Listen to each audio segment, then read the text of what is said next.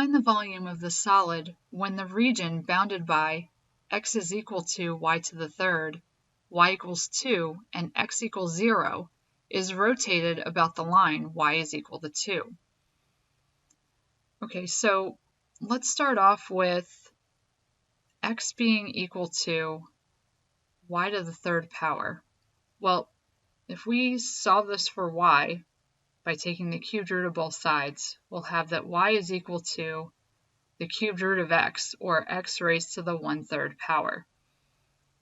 You can also think of it graphically as the cubic function, but reflected about the line y equals x.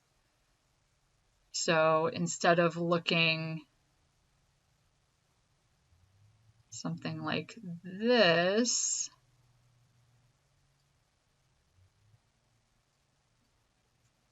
it's going to end up looking like this. And at 8, it'll be at 2. And then it's going through here. So our function kind of looks like this. I'm going to erase the purple so we don't get confused.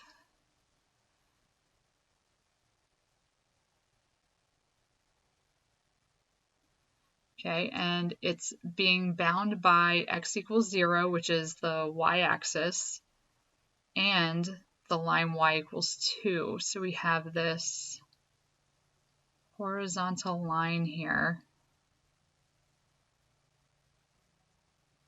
Okay, so it's this region that's in here.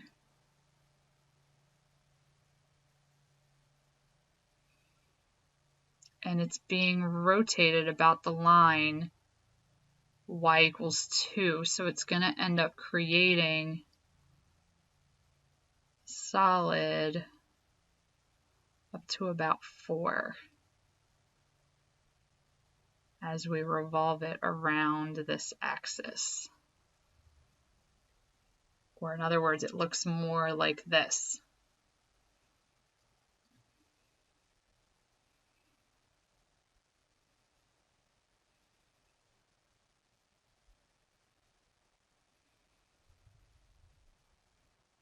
So because we're rotating about a horizontal line, we're going to need to write our integral in terms of x. So this was some scratch work.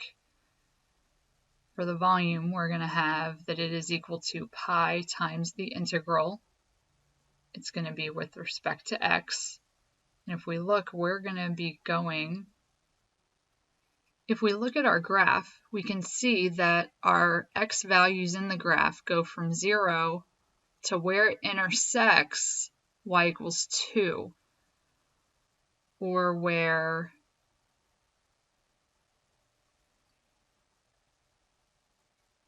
two is equal to x to the 1/3 power. And if we cube both sides, we'll get that x is equal to 8. So our lower and upper bounds are 0 and 8. And then we're taking 2 and we're subtracting the x raised to the 1/3 power from it. 2 minus x to the 1/3 power. That's our function, or the area that we have, and we're going to square it in order to get the volume.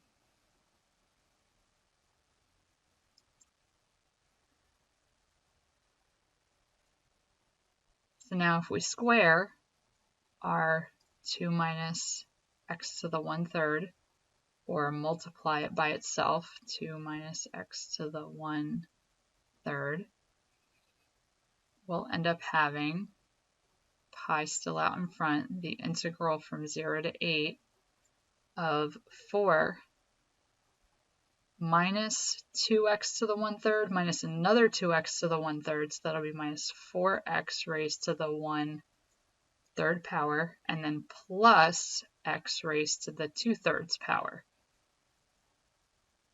And we're integrating with respect to x. And now let's integrate. So we still have pi.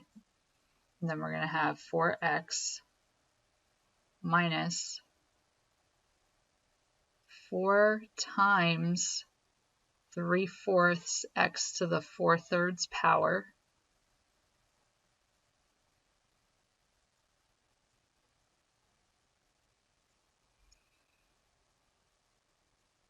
and then plus 3/5 x raised to the 5/3 power. And we are going to integrate this from 0 to 8. So we're going to have pi. If we substitute 8 in for each term, we'll have 32 minus 48, because 8 to the 4/3 power, you would take the cubed root first, which would be 2, and then 2 raised to the 4th power is 16. These 4's cancel each other out, so we have 16 times 3, which is that 48, and then plus 3/5, and again the cubed root of 8 is 2, and 2 to the 5th power is 32.